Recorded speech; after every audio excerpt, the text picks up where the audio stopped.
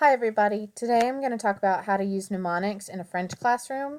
And of course, it's me, Haven, talking about it. Who else would talk about what to do in a French classroom? So I'm going to give you a little background of the strategy. Mnemonics are probably something we're all pretty familiar with. They are memory aids wherein you use a short word or phrase to create that is created to help aid memorization. So some really common ones are please excuse my dear Aunt Sally to remember the order of operations. This would be an example of a sentence that's created to represent each different word. And then also Roy G. Biv for the colors of the rainbow, which is an example of when just a word is created to remember a whole lot of words. And so, like in this case, the top case for the order of operations, it can be used to remember steps in a procedure. Or with Roy G. Biv, it can also be used just to remember facts or certain words.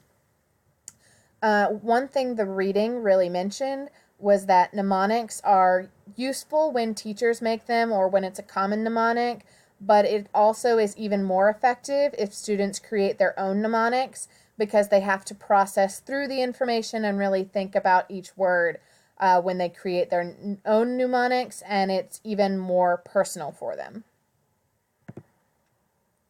So here's the background of my lesson. My lesson is for a French 3 or 4 class. My target text is the lyrics to La Marseillaise, which is the French national anthem. And how I'm going to use mnemonics is that, firstly, I'm going to activate prior knowledge by discussing what mnemonics are and reminding students of a very common mnemonic that they use in French class. They would have learned this when they learned the past tense, which is a French 2 topic. So by French 3 or French 4, it's something they would probably use almost every day in French class.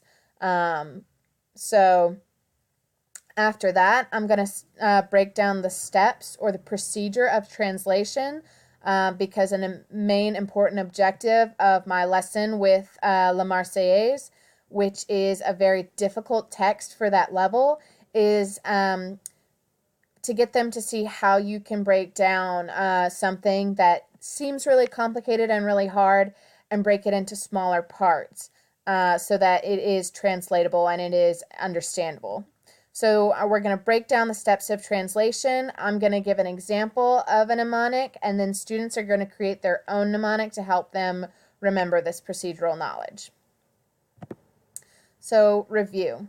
Hi class, today we're going to talk about how we can use mnemonics in French class to help us remember certain words, but also to help us remember procedures like steps in what we can do. So first of all, a mnemonic is a memory device in which an easy to remember word or phrase represents important information. So think about Roy G. Biv for the colors of the rainbow, and then also, like we learned last year in French 2, Dr. and Mrs. Vandertramp. So remember, these are all the verbs that in the past tense are conjugated with être instead of avoir. So that's all of these verbs. And so remember, we can use this to help us remember all of these verbs. And then we can also kind of use it as a check that if we're wondering if a verb is conjugated in the past tense with avoir or être, if it starts with a letter that's not in this list, then you know for sure it's avoir and not être. So that can be a really good little self-check-in if you're confused or if you need a little extra help with passé composé. So today we're going to create our own mnemonics to help us remember the steps that we should go through when we see a new translation or we have a new translation to do. So the steps of translations, first is C, cherche pour les mots connus. So look for the words that you know. I, indique les mots inconnus. Mark the words that you don't know. L, lire une fois pour les idées générales. Read once to get the general idea. D, définir les mots inconnus avec un dictionnaire. Define the words that you don't know with a dictionary. L again. Lire encore avec les nouvelles mots. Read again with the new words you just defined. And then S.